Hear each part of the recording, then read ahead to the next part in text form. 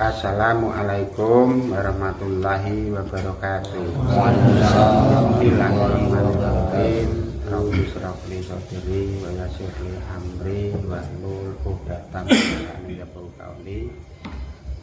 Seluruh keluarga Islam di mana berada yang seiman dan seagama yang kami hormati, semoga selalu dijadikan orang-orang yang ikhlas, dilebihkan dari kodratnya, diberi ilmu laduni, diberi ilmu hijab, menjadi orang-orang yang tertuntun urusan dunia akhirat, dan akhir hayatnya selalu mendapat rahman rahim dari Allah, selalu mendapat syafaat Rasulullah di hari-hari yang akhir.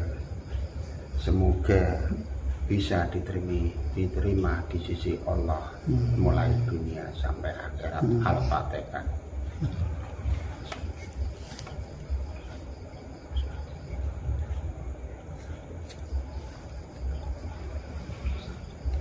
Malam ini kita ingin membahas tentang kisah perjalanan perjuangan Eyang Siti Jenar.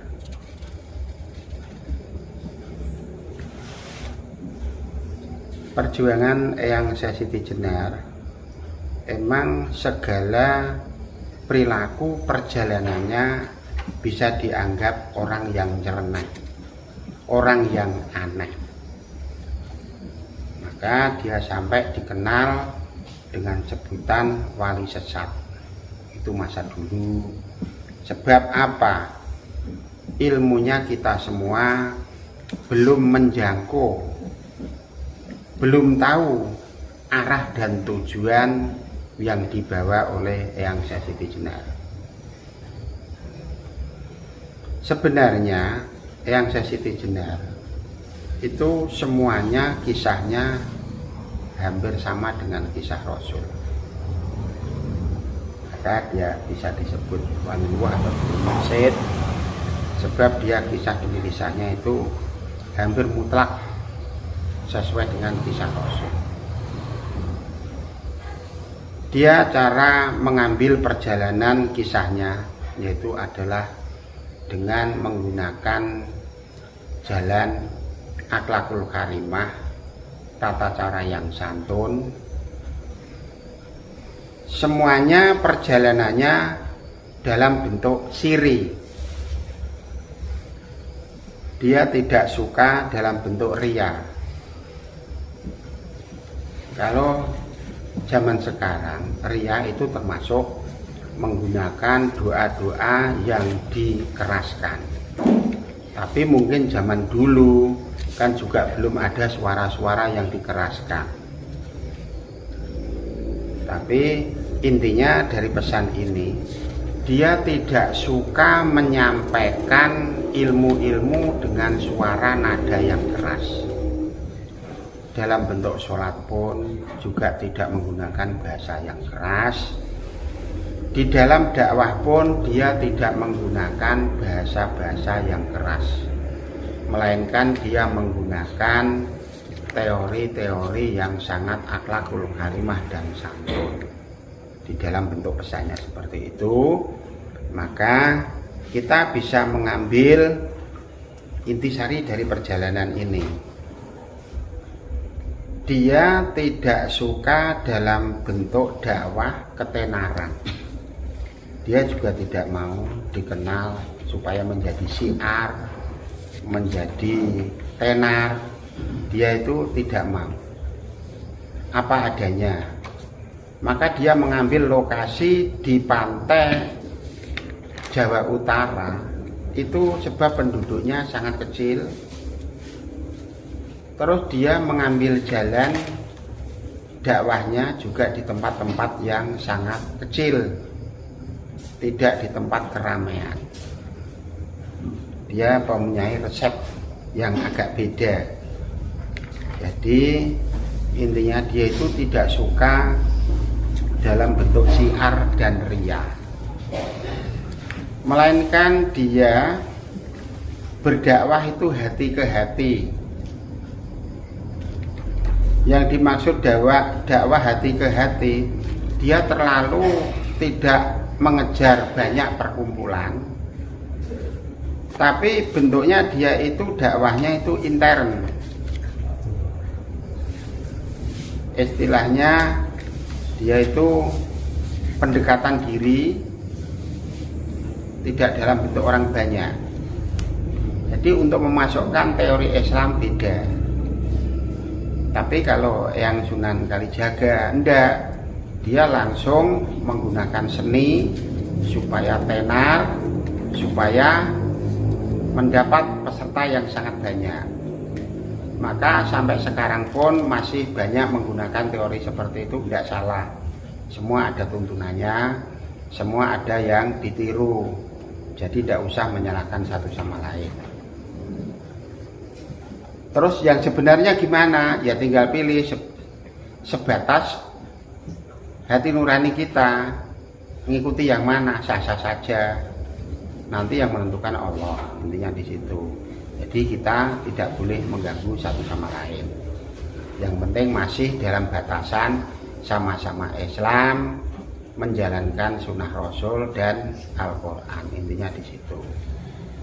Wong dia mampunya bentuknya seperti itu, kita mampunya bentuknya seperti ini, semuanya ada jalur dan ada rumusnya. Jadi tidak usah kita membedakan satu sama lain. Kita adalah sama-sama Islam, sama-sama iman, biarpun beda cara, itu semuanya adalah dilindungi Allah. Intinya di situ. Terus yang Siti Jenar menciptakan rumus yang diajarkan oleh Syekh Subakir, yaitu adalah membentuk akhlak, roh dan jiwa, dihubungkan dengan ilmu hijab, yang dihubungkan dengan kandungan Al-Quran.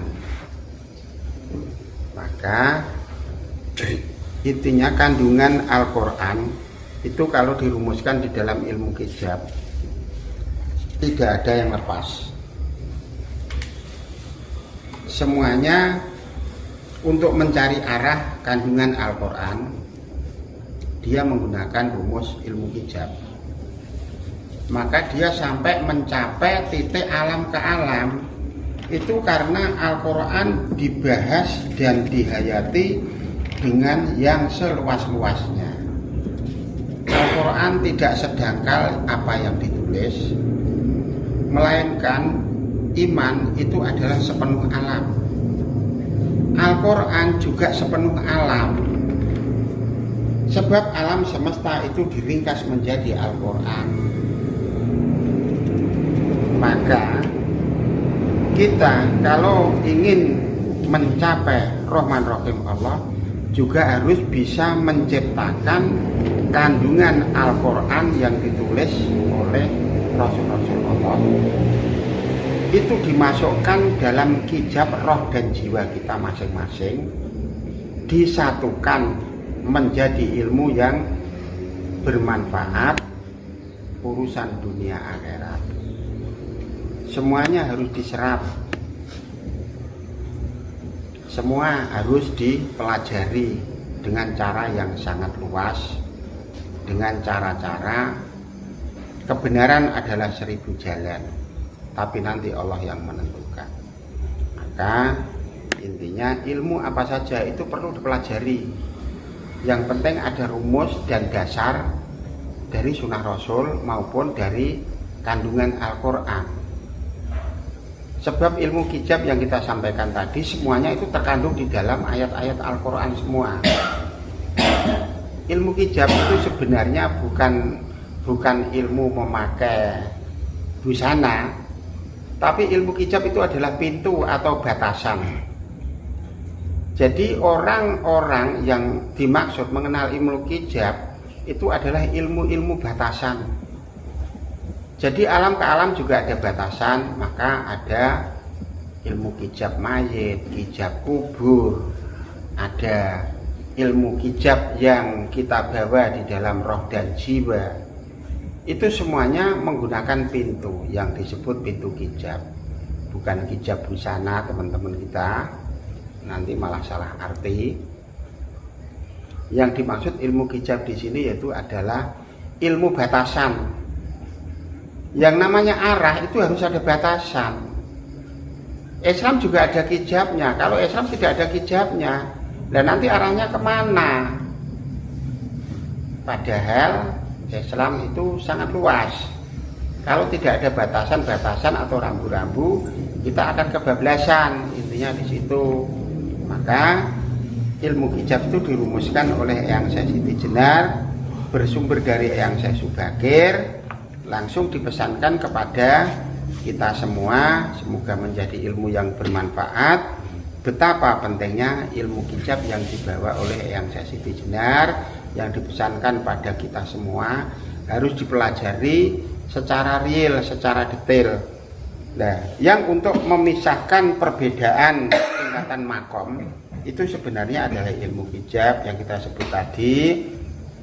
Ada tingkatan syariat, torekoh, perjalanan, hakikat, makrifat, mencapai tingkatan wening. Itu semuanya yang bisa mengatur dan bisa memisahkan kapasitasnya itu adalah ilmu hijab. Maka teman-teman kita semua, marilah mulai menggali ilmu hijab itu bagaimana, kisahnya bagaimana, rumusannya bagaimana.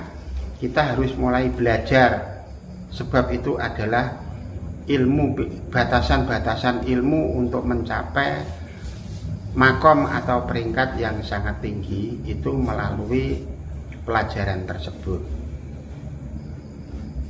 Nah, kalau kita hanya belajar sebatas dari yang terendah, nah terus kita tidak belajar sampai mencapai tingkatan tinggi, padahal di alam abadi itu memerlukan, biarpun tidak real, mulai awal sampai ilmu hening itu harus bisa dicapai. Kadang-kadang pada umumnya dia baru mencapai tingkatan baca, menulis, menjabarkan, hatinya belum sampai. Kadang-kadang dia sudah bangga, kitalah yang paling benar. Ini yang tidak pas. Padahal masih ada tingkatan-tingkatan yang lain. Semua doa itu sebenarnya harus minimal sampai hati khusyuk. Mencapai tingkatan khusyuk itu baru hati. Setelah dianalisa, dihayati, baru masuk hijab roh. Setelah tertanam pada hijab roh, itu baru mencapai tingkatan makrifat.